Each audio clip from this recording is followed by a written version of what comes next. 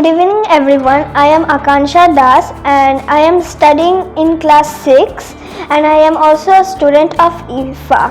Today I am here for a public speaking class. So today my topic is my role model.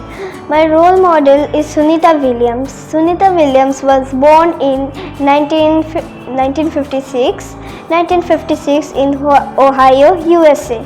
She is also known as the first woman to have the most spacewalk and spacewalk time. She was a Bachelor of Physical Science. Before joining NASA, she had worked in the US Navy Army and she had worked there for an Air Force officer. Then she had promoted to NASA and in June 2024, she had to go to space for 8 days, but due to some technical problem, it took her so many days. It took her about 286 days.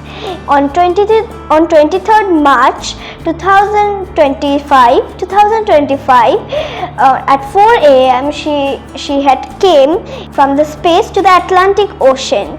Currently she is now admitted to the hospital and I want to be brave like her and successful.